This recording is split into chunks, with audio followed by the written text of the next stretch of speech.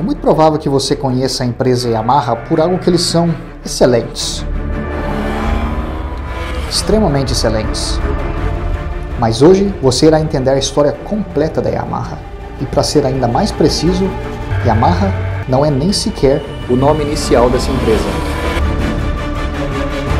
Uma coisa que eu te recomendo já desde o início é que você não pule nenhum minuto desse vídeo, porque realmente, para entender a história moderna da Yamaha, você precisa entender o passado dessa empresa, que eu posso te garantir é cheio de surpresas.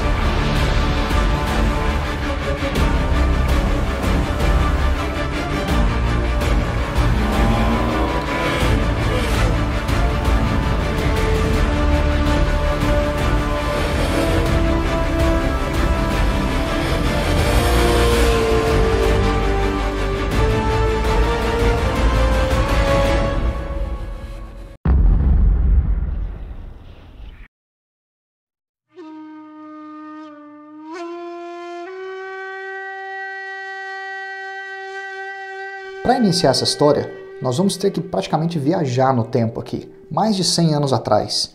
E também recordar que por trás de cada empresa, cada invenção, cada conglomerado que nós temos hoje, se você procurar bem a fundo, o início é sempre através de um outro ser humano. Que nesse caso foi Torakusu Yamaha, nascido em 20 de maio de 1851, lá no Japão, na cidade de Wakayama.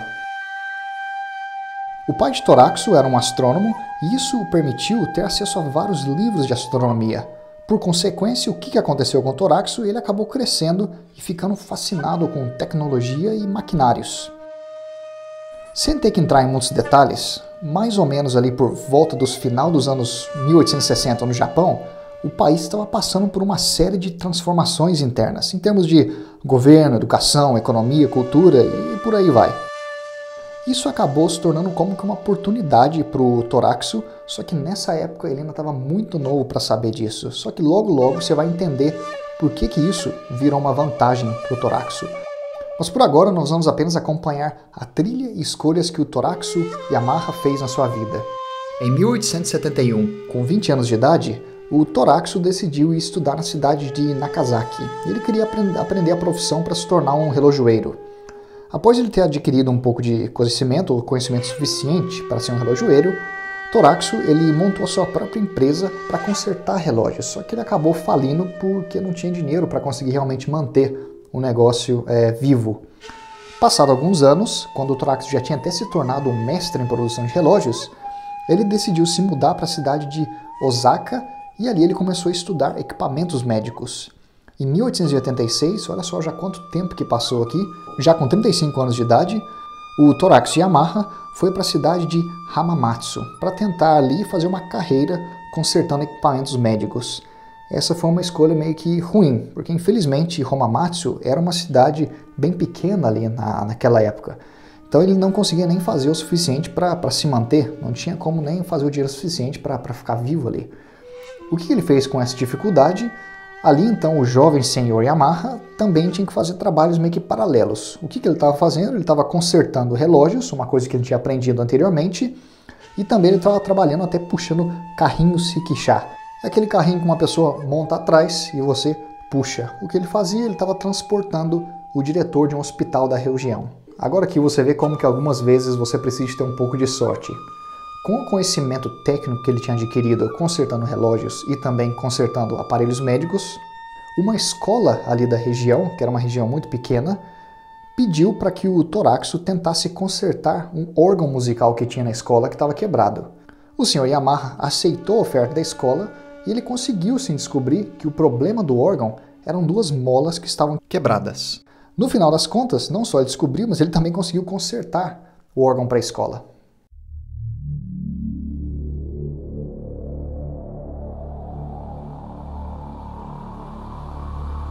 Agora acredite se quiser, mas a história da Yamaha inicialmente não tem nada a ver com motos. Enquanto o Torakusu estava consertando esse órgão para a escola, ele viu ali meio que uma oportunidade. Já que ele tinha o órgão aberto na sua frente porque ele estava reparando, ele decidiu meio que copiar, fazer um diagrama do órgão, para que ele depois pudesse fazer o seu próprio instrumento musical.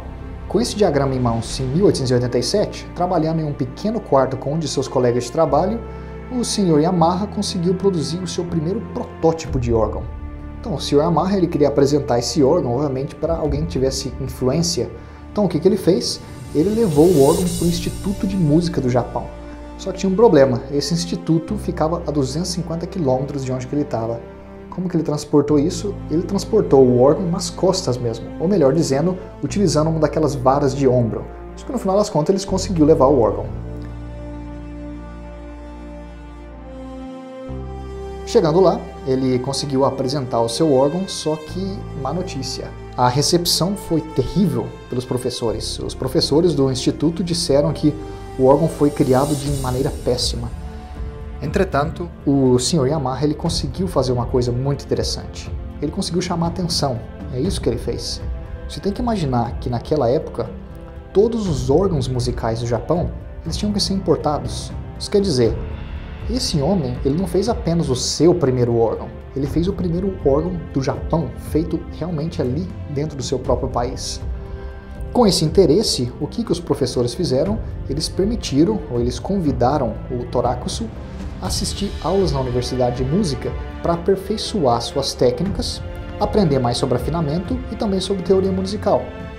O Sr. Yamaha foi capaz de construir já o seu segundo órgão ainda no mesmo ano, isso foi em 1887, só que dessa vez a reação dos professores foi completamente diferente. Seu segundo órgão foi considerado tão bom quanto os importados. Por consequência dos bons comentários, o Torakusu Yamaha recebeu uma ordem para já produzir 7 órgãos já logo de cara, olha só que sorte.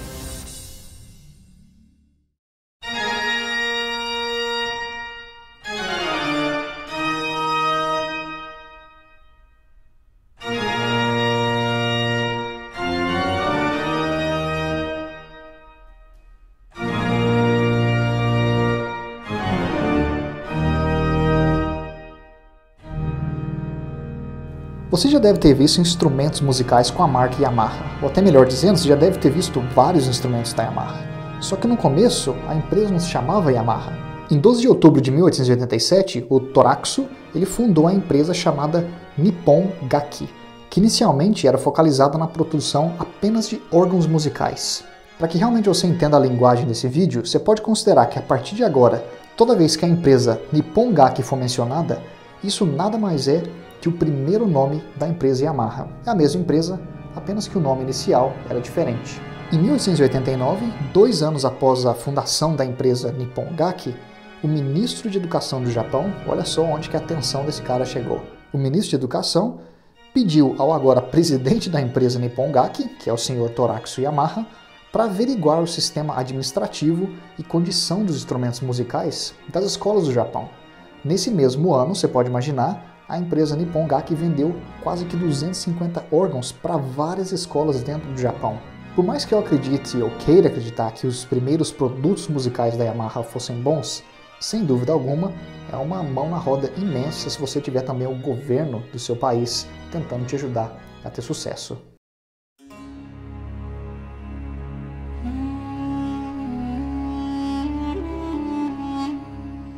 Existem 2 marcos históricos que tiveram um impacto enorme no desenvolvimento da empresa Nippon Gaki.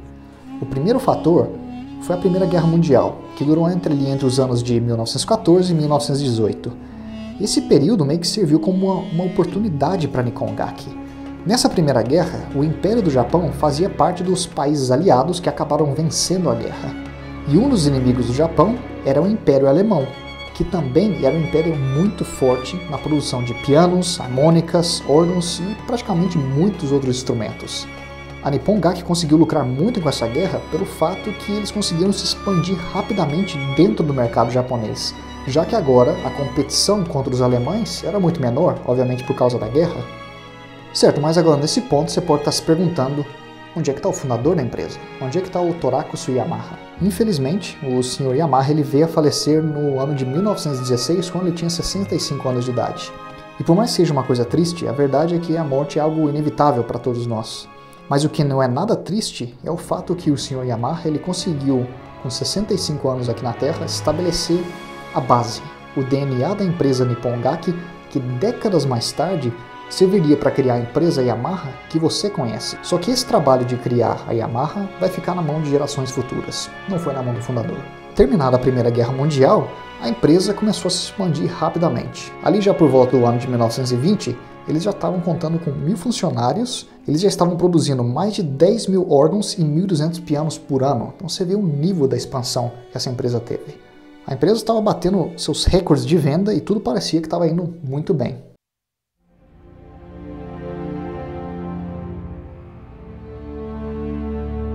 Junto com a economia da empresa em si, uma coisa que estava acontecendo é que a economia do Japão estava se desenvolvendo também. E qual que foi o efeito disso? A moeda do Japão, o ien, ficou muito mais forte. A consequência disso é que ficou agora muito mais difícil para a Nippon Gaki continuar exportando para outros países. Quer dizer, ficou difícil para os outros países comprarem do Japão porque a moeda deles ficou muito forte.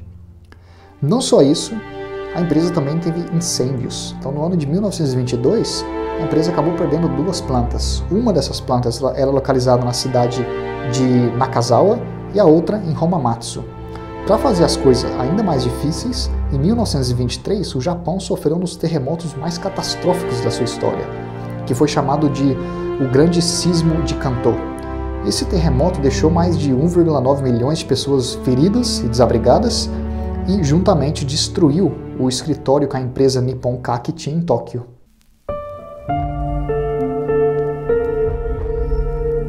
O que você está prestes a assistir nessa seção do vídeo retrata ações e um período da empresa Nippon Gaki que até hoje a própria Yamaha prefere tentar apagar, ou pelo menos eles não gostam de mencionar nada a respeito desse período. Por isso que é até difícil encontrar qualquer informação oficial disponível pela própria Yamaha.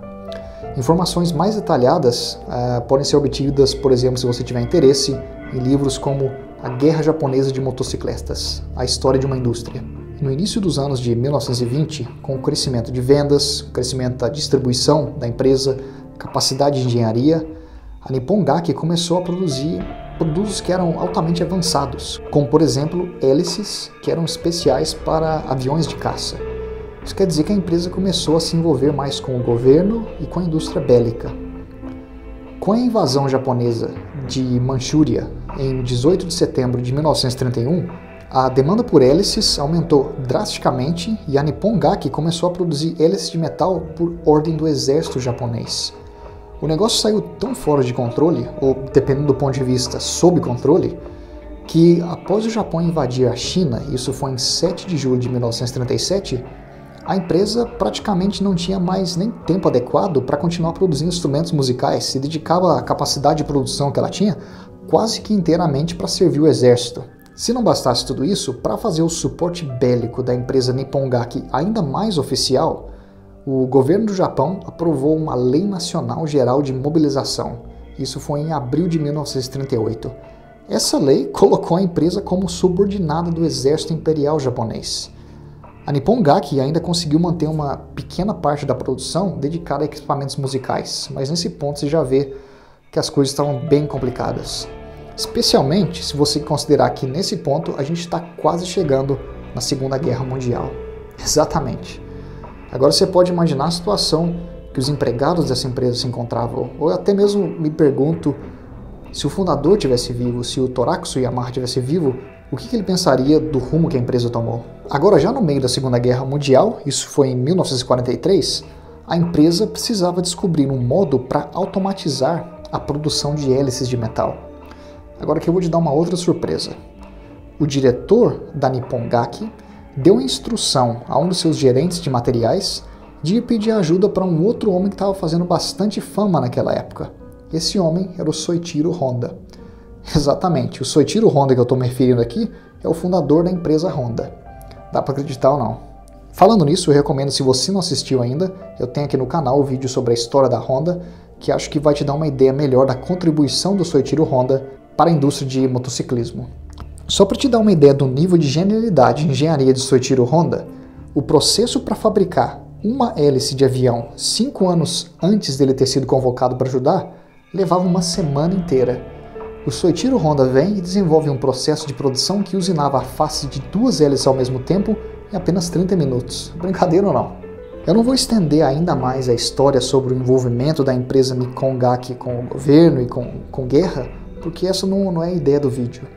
E também eu acredito que não seria justo para qualquer um de nós aqui no conforto do século XXI analisar o passado dessa empresa em tempos que eram tão tumultuados. Quer dizer, essa empresa teve que passar por 2 guerras mundiais e também ficou sob uma forte influência do governo japonês. O que é importante você saber até aqui é que a empresa conseguiu sobreviver ao período de guerra e finalmente, agora sim,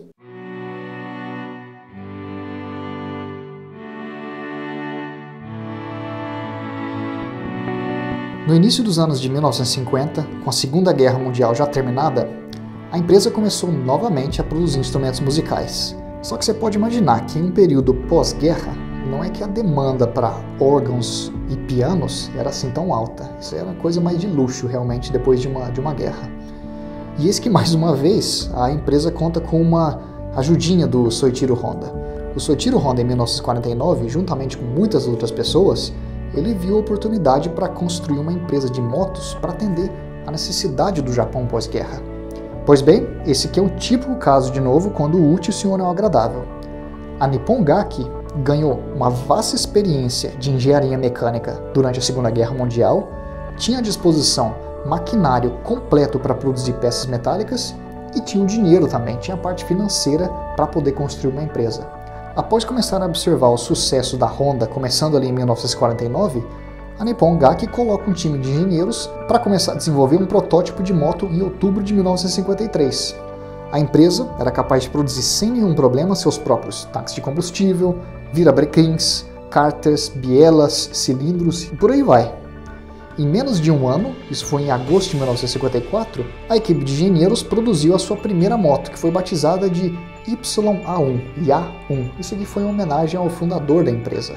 Era uma moto com motor de 2 tempos, 125 cilindradas, 1 cilindro e refrigeração a ar. Essa moto foi até apelidada de Libélula Vermelha, por causa do formato e também da cor que a moto era disponível. Só que é necessário fazer um pequeno comentário aqui a respeito sobre essa motocicleta. Essa aqui é a foto da YA1, ou a YA1. Essa foto que eu vou te mostrar aqui agora é a RT-125. E essa moto aqui era da empresa alemã DRW. Agora você me diz aqui nos comentários se você vê alguma semelhança entre essas duas motos.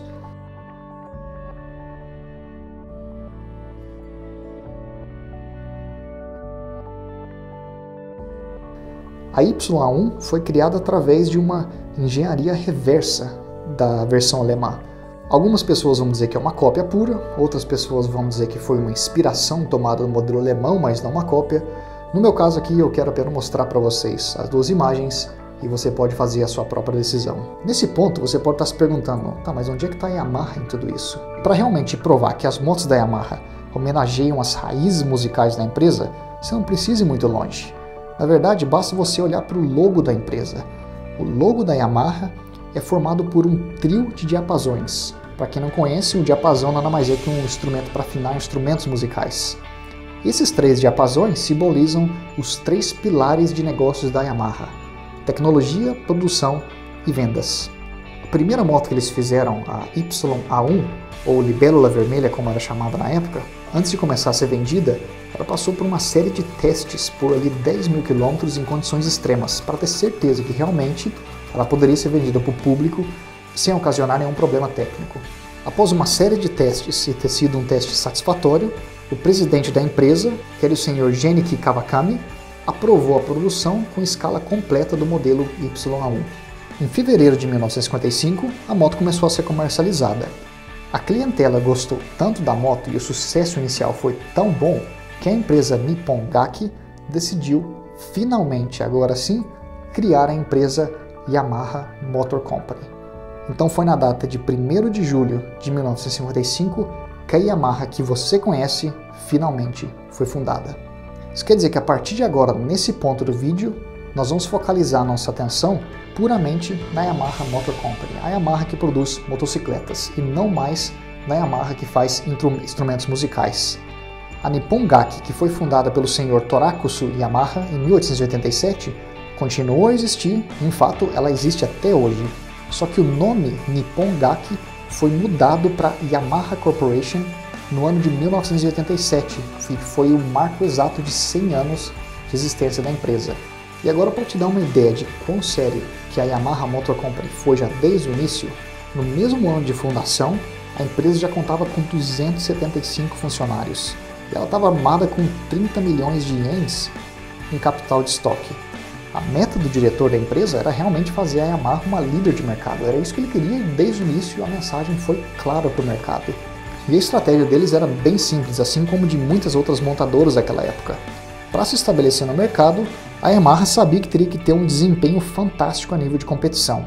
E a resposta para eles era simples, era ter que participar de uma corrida naquele mesmo mês. Agora você pode imaginar, a empresa foi fundada, começa a produção e imediatamente já parte para uma corrida com seu primeiro modelo. Quer dizer, eles não queriam perder tempo mesmo. A corrida que eles decidiram participar era intitulada A Subida do Monte Fuji.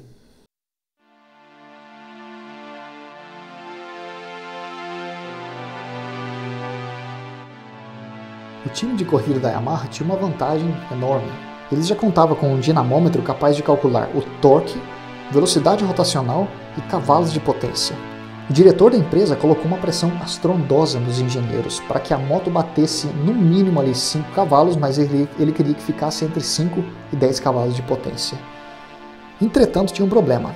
O dinamômetro da empresa Yamaha era localizado numa parte da produção que ficava muito quente durante o verão. E isso gera um efeito negativo na queima da mistura dentro do motor. Isso forçou os engenheiros da Yamaha a terem que trabalhar até meia-noite, quando o ar era mais frio, e isso contribuía para que o motor gerasse uma potência maior. Como consequência, o pessoal estava indo para casa ali frequentemente por volta das 2 da manhã. Alguns dias antes da corrida, a estratégia da Yamaha foi completamente diferente.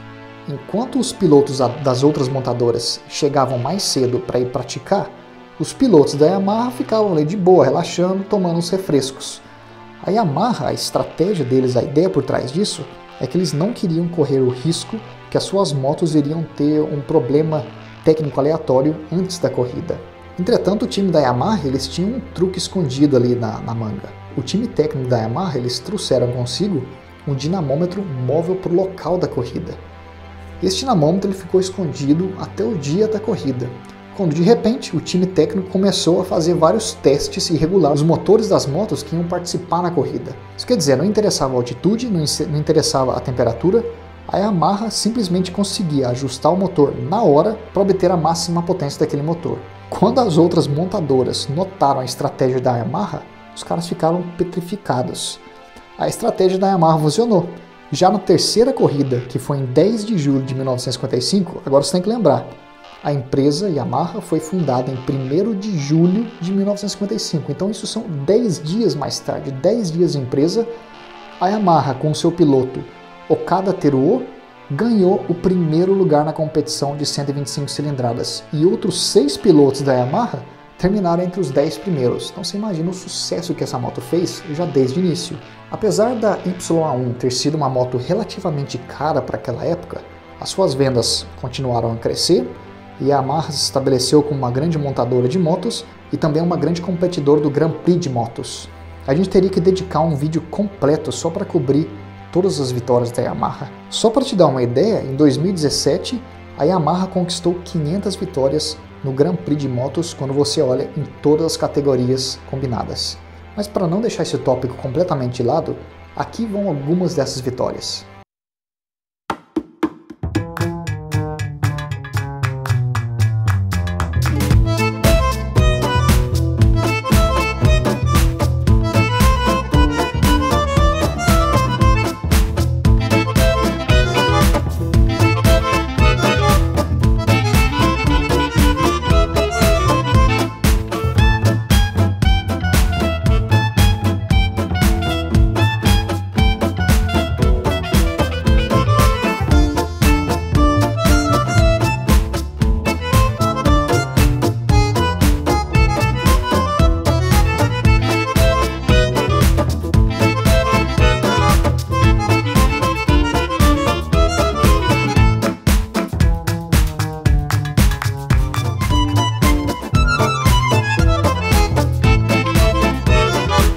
Até mesmo se nós olharmos na categoria mais prêmio do Grand Prix, que é a categoria MotoGP, a Yamaha está constantemente brigando ou assumindo a primeira colocação.